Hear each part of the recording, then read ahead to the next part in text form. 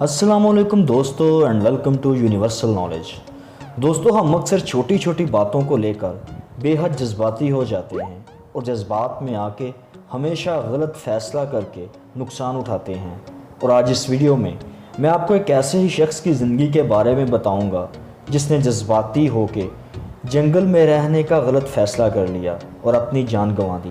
تو دوستو میں ہوں آپ کا ہوسٹ نبیل بھٹی اور آپ دیکھ رہے ہیں یونیورسل نالج۔ دوستو یہ کہانی کرسٹوفر میک کینڈلس نامی شخص کی ہے جس کا تعلق امریکہ کے شہر ورجینیا سے تھا، اور اس کی زندگی کے بارے میں 2007 میں مشہور Hollywood film into the wild بھی بن چکی ہے۔ کرسٹوفر ایک بریلینٹ اسٹوڈنٹ تھا اور اس نے مئی 1990 میں ایموری یونیورسٹی سے گریجویشن بھی کیا۔ حالانکہ کرسٹوفر کو کسی چیز کی کمی نہیں تھی، لیکن اسے ہر وقت ایک ایسی بات پریشان رکھتی تھی جو کہ یہ کسی سے شیئر بھی نہیں کرتا تھا۔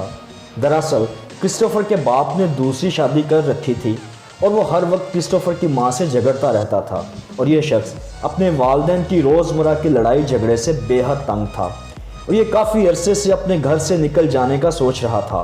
خیر اس نے فیصلہ کیا کہ وہ اپنے گھر میں مزید نہیں رہے گا۔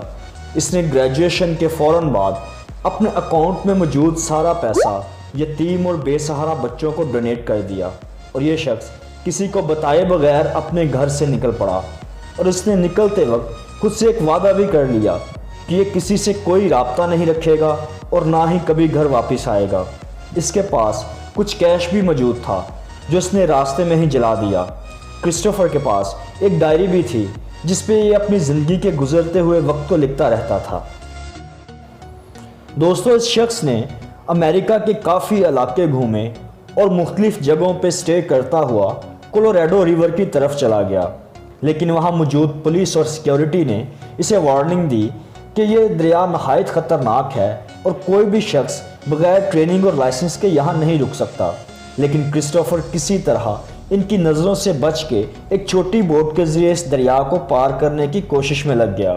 یہ شخص اس دریا پہ سفر کرتے ہوئے میکسیکو تک پہنچ گیا، مگر بدقسمتی سے وہاں آنے والے طوفان کی وجہ سے اس کی بوٹ گم گئی اور اس کے پاس پیسے بھی نہیں تھے کہ یہ یو ایس سے واپس جا سکے۔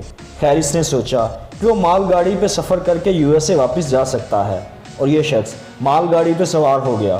اسی راستے پہ اس کو پولیس نے پکڑ لیا اور کافی مار پیٹ بھی کی، لیکن یہ پھر بھی کسی طرح لوگوں سے لفٹ لیتے ہوئے آخر یو ایس سے پہنچ گیا۔ اس نے ایک غلط فیصلہ اور کیا کہ یہ الاسکا کے جنگلوں کی طرف جائے گا اور وہیں اپنی زندگی بسر کرے گا۔ خیر اس نے الاسکا نامی جنگلوں کی طرف سفر کرنا شروع کر دیا، اور جب یہ وہاں پہنچا تو اسے ایک پرانی بس ملی اور اس نے اس بس میں رہنے کا فیصلہ کیا، اور اس بس کو اس نے میجک بس کا نام دیا۔ شروع میں کرسٹوفر کو اس جنگل میں رہنا بے حد پسند آیا۔ یہ گھومتا تھا، شکار کرتا تھا اور کتابیں پڑھ کے اپنا وقت گزارتا تھا، لیکن جیسے جیسے اس کے پاس ضرورت کی چیزیں ختم ہوئیں تب اسے احساس ہوا کہ ایک جنگل میں رہنا کتنا خطرناک ہو سکتا ہے، اور قدرت خوبصورت ہونے کے ساتھ ساتھ بے رحم بھی ہوتی ہے۔ اور تب اس نے سوچ لیا کہ اپنی فیملی اور دوستوں سے دور ہو کے اس نے بہت غلط فیصلہ کیا ہے۔ اس نے کچھ دن اور بچی ہوئی چیزوں سے بہت مشکل سے گزارا کیا اور یہ بھوک سے اور بھی زیادہ کمزور ہو گیا۔ اس نے سوچ لیا کہ وہ اس جنگل کی زندگی کو چھوڑ کے واپس اپنی فیملی اور دوستوں کے پاس چلا جائے گا، لیکن تب تک شاید بہت دیر ہو چکی تھی، کیونکہ جو دریا اس نے جنگلوں تک پہنچنے کے لیے پار کیا تھا وہ برف باری اور گلیشیئرز کے پگھلنے سے اور بھی چوڑا اور خطرناک ہو چکا تھا۔ یعنی اس کے لیے اب وہ دریا پار کرنا ناممکن تھا، اور یہ پھر واپس اسی بس میں چلا گیا۔ کھانا اور شکار نہ ہونے کی وجہ سے یہ پودوں اور جڑی بوٹیوں کو کھانے پہ مجبور ہو گیا۔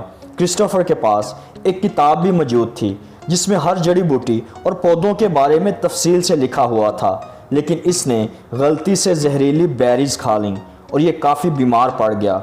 اور جب اس نے دوبارہ اس کتاب میں ان بیریز کے بارے میں غور سے پڑھا تو اسے احساس ہو گیا کہ اب وہ مرنے والا ہے، اور اس نے اپنی ڈائری میں لکھنے کے ساتھ ساتھ ایک نوٹ لکھ کر بھی بس کے باہر لٹکا دیا، اور اس نوٹ پہ اس نے لکھا I have had a happy life and thank the Lord, goodbye, may God bless all۔